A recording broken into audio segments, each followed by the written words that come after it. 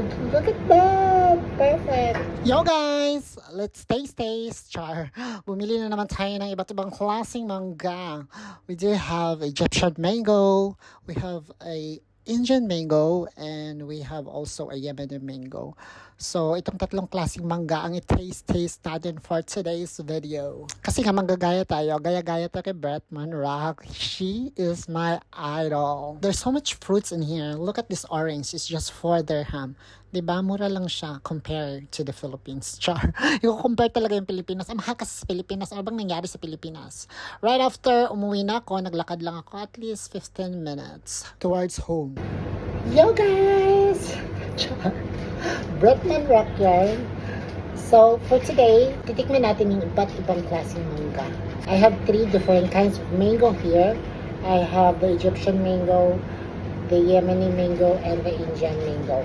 Most of them is nagre-range lang ng 2 to 3 dirham each. Unahin muna natin si Yemeni mango. Si Yemeni mango siya, parang siyang somehow like a red color in it and a yellow and somehow like orange. So let's try. Ayan. So according to Bretman Rock, you have to twist like this. Oh my god! Look at that! Perfect!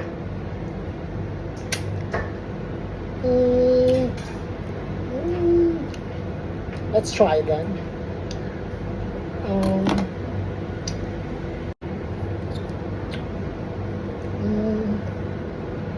Okay. Meron siyang konting asin. Para siyang senyorita na mangga sa Philippines, if you know. Meron kasi kaming puno before na senyorita na mangga. Maasim-asim siya konti, pero matamis. I would rate this one 7 out of 10. So let's try the Egyptian mango. This one is a little bit harder. Di ba kasi siya masyadong hilaw? Oh my gosh. Oh wow.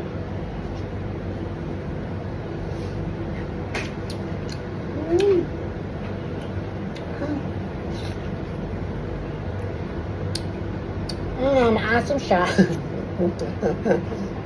If I rate this mango, Egyptian mango, I would probably rate them 6 out of 10.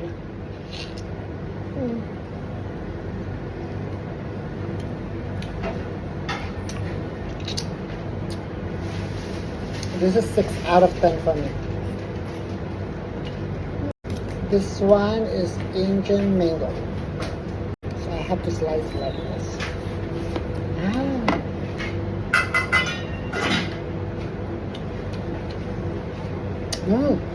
Ito talaga yung lasa niya ito talaga yung senyorita na mangga sa Philippines, yung maliit, ganyan, ganito ang lasa talaga niya. Somehow the same din siya sa lasa ng Yemeni mango. Yung lasa niya is may konting asim, meron namang tamis pero konti lang, not so good. I'll rate this one 5.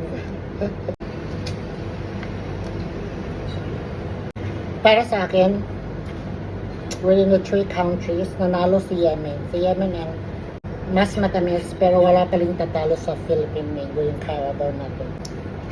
So that is my comment about this mango. I hope you like it. Bye!